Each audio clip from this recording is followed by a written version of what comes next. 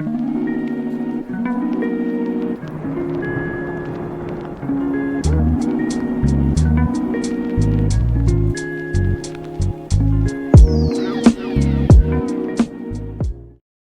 ladies, gentlemen, and all of your combinations of being, I'm Agent Phoenix, and today we are covering one of my favorite games, I Expect You to Die.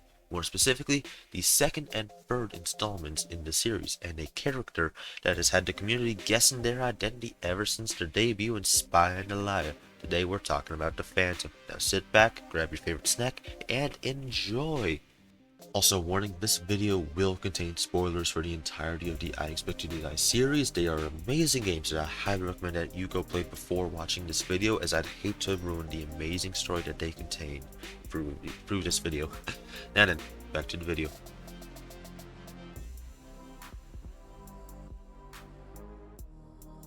Now then, in these chapters, we're going to go over the different times the Phantom has been present or referenced in the two games that they appear in, starting with their debut in the second game and ending with their little letter to Agent Phoenix in the end of the third game. Now then, the Spy and the Liar's opening mission stage fright, we can find their first of many references.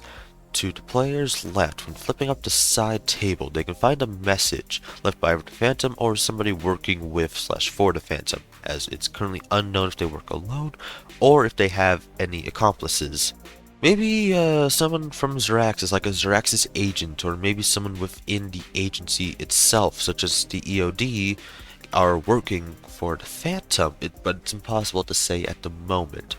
Anyways, a picture of the message should be seen on screen right now, but unfortunately I do believe that this is the only reference or mention of the Phantom in Spy and the Liar. And trust me, I've scoured through the internet, I've asked on the official Discord server, hell, I even replayed the entirety of the game start to end looking for anything, that even the tiniest minute detail that could go over someone's head. I've read every book, I've burnt every book, I have looked everywhere, and I have found nothing else aside from this one message. Except, it's kind of a lie, as there is one other thing that I found, although I can't tell if it's simply a red herring or a reference. So, we're going to talk about that later when going into the various theories. Anyways, that is all the evidence that they exist in Spy and the Liar. There may be something else, maybe in the source code, or maybe in the asset files, something like that. We don't know. Not at the moment. I don't believe anyone's data mined the files yet. I don't know if someone ever will, but that is all there is for Spy and the Liar. Let's move on to Cog in the Machine, aka I Expect You to Die 3.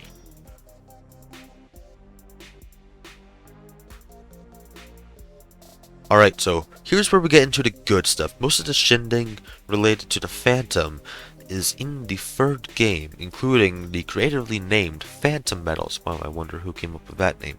Anyways, now this here, these golden coins that a certain Italian plumber would love to jump into are called Phantom Medals, and they can be found in all the levels of the game by performing various actions such as pick it up out of a pool of lava in an active volcano using a giant bucket, while a bomb that can kill every agent on the planet looms ominously above you, or remembering your password. Yeah, that's it.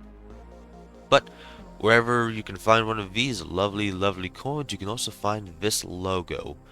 This logo can be found everywhere you find the medals in this game, such as, for example, in Operation Not a Drill, there's a stalagmite with this logo on it, and in order to get the medal, you need to knock over the drill and destroy the stalagmite.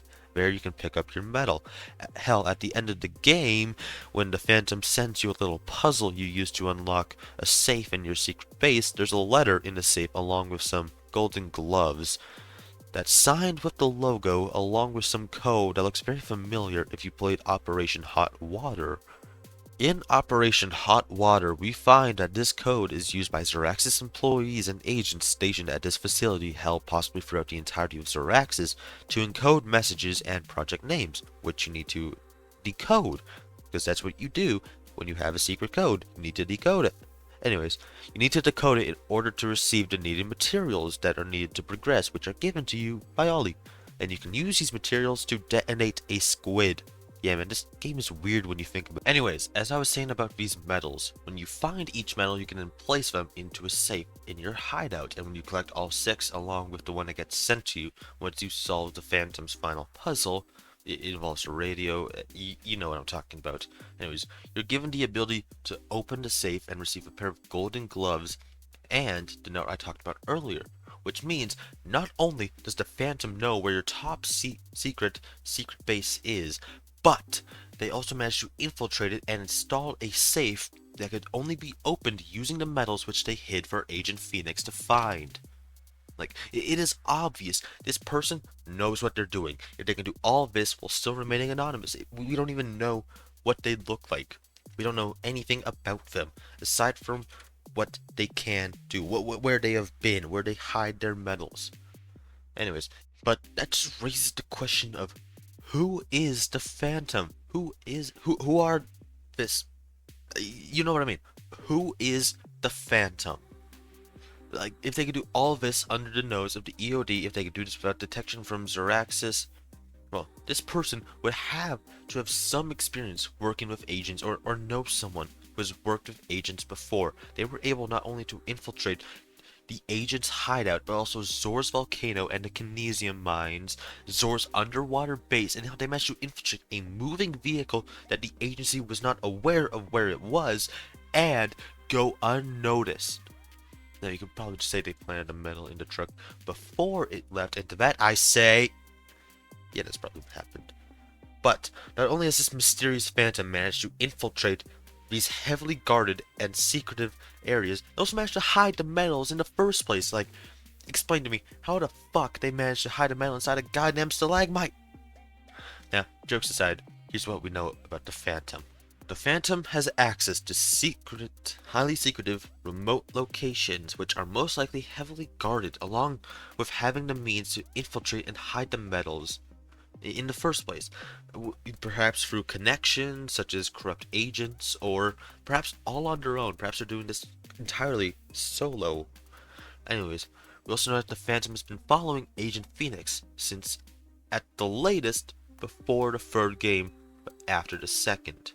But if we take the message in the table as them knowing Agent Phoenix will read, which I admit is unlikely, then they could have been following Agent Phoenix before Zor found out that the agent survived the death engine.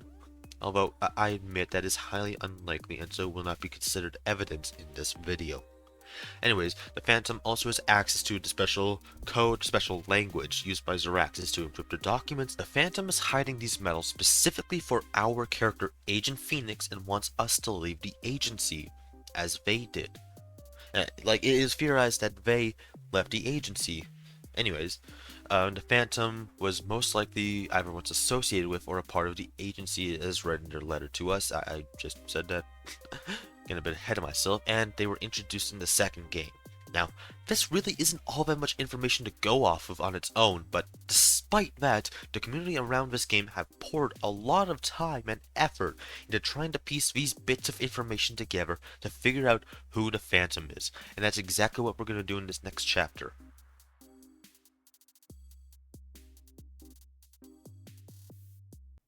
Alright, so in this chapter, we're going to go over a few theories surrounding the identity of the Phantom, and of course finish things off with which theories that I personally believe are most likely.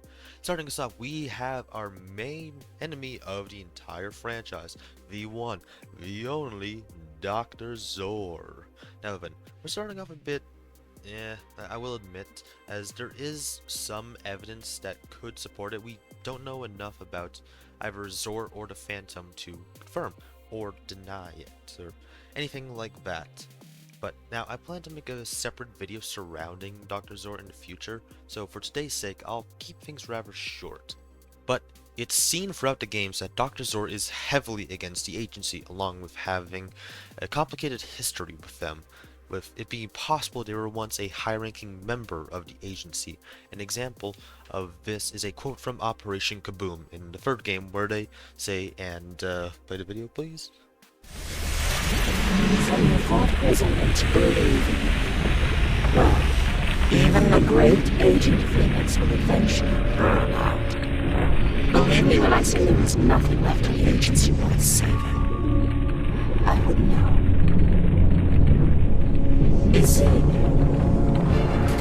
Now, maybe the Phantom could simply be a character created to try and get Agent Phoenix, aka you, away from the agency, as we the player character have been the main thing preventing Zor's plans from coming through, from actually succeeding. We are the main reason that the agency is still alive. But, yeah, we are, to our current knowledge, the biggest challenge that Zoraxis has faced and has had to deal with in recent time. So it would make sense for Zor to try anything possible to remove said challenge and make things significantly easier on their end.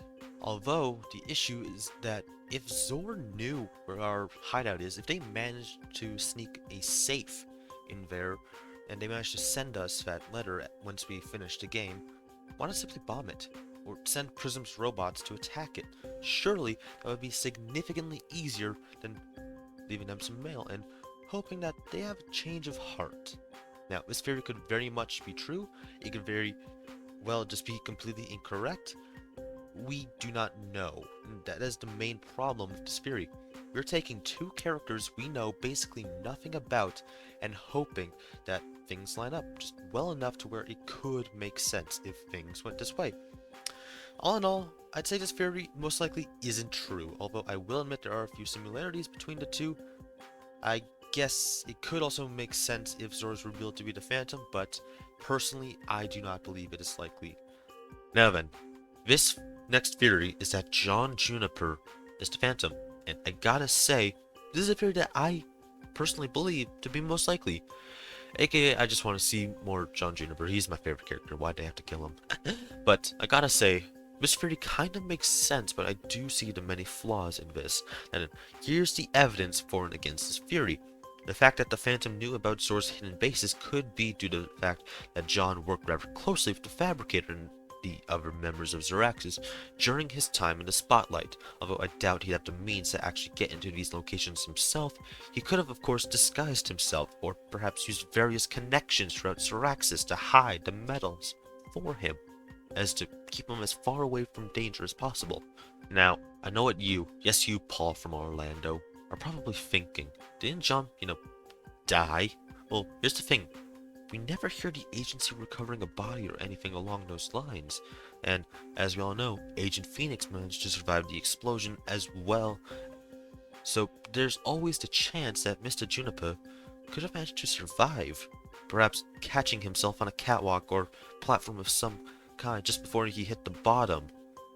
And there's also the fact that the funeral being held for Mr. Juniper is closed casket, which, in the event that he managed to survive, would allow him to potentially fake his death to escape the consequences of his actions when he was working with Zoraxis, and would potentially allow him to seek either revenge or create a new character to play. Now then, I know I'm grasping at straws at this point, and that I probably sound like a lunatic. And I know that Mr. Juniper is most likely deceased and won't be seen again in these games. But I have one last thing that's not really evidence, but also something that I just kind of want to mention. I need to mention it. Do you remember at the beginning of the video, I brought up the fact that there was something relating to the Phantom in the second game, but simply moved on? That wasn't a mistake. And now we're going to talk about it. In the last mission of I Expect You to Die 2, once Mr. Juniper is electrocuted and sent plummeting down, you can retrieve the mimic mask off the platform he was standing on, although it is quite badly damaged. But you know that little bit that's undamaged, still has the white shell over top of it? Well, if you've ever seen Phantom of the Opera, then you would know of the mask that the Phantom in that story uses to hide his deformities. And, do you notice anything similar between these two? Anything, I'll give you a second to see. The part of the mimic mask that's undamaged very closely resembles the shape of the Phantom's mask in Phantom of the Opera. And of course there's the fact that both John Juniper and the Phantom debuted in this same game, and it would make sense for the Phantom to be someone from this game. Now, is this concrete evidence? No, not at all. I simply think that this is most likely a reference or a coincidence. And, yeah. But this is also the game that introduced the Phantom, so perhaps it was intentional. Is this a clue or a red herring? Well, I'll let you decide that for yourself. Tell me what you think in the comments. Anyways, my friend, let's move on to our final contestant in this game show of mystery. Valeri Viti. Now, I must admit, I have my own theory about who this is, and I'll cover them in a later video. I'll cover that theory in a later video, but due to the popularity of this theory that Valeri is the Phantom, it wouldn't feel right to make this video without discussing them first. But first we must discuss who they even are, as many people most likely missed them on their first playthrough of the game.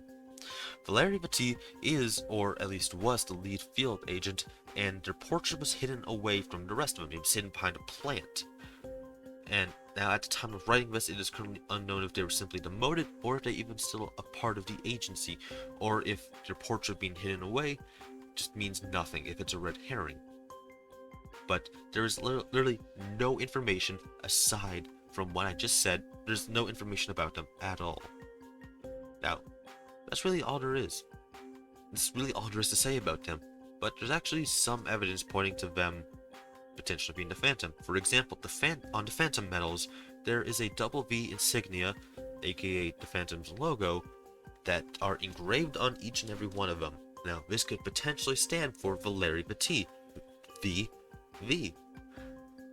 Now, there's also the fact that Valeri made their debut in the game where the Phantom is the most active in the story, but yeah, that's about it.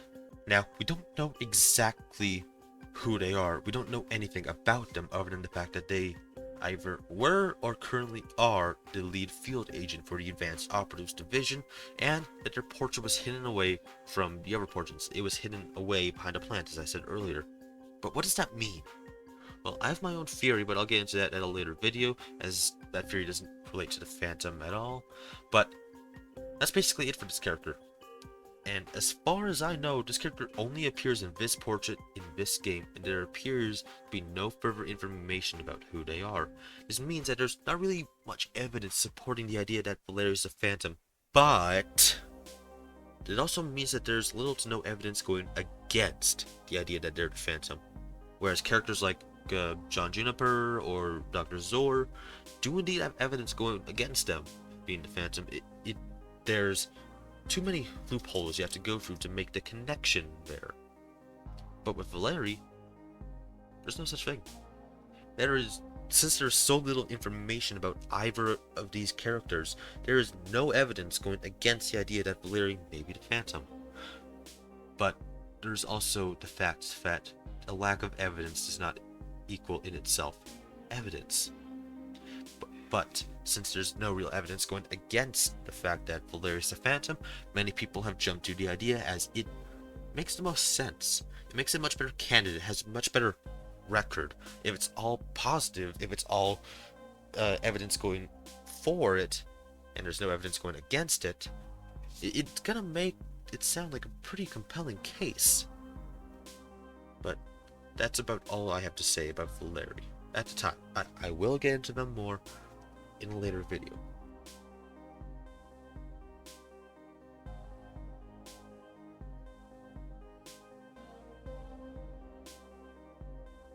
Now that we've gone through all the evidence there is and the three main theories that I've seen circulating around, it's time for my final thoughts on this whole shindig.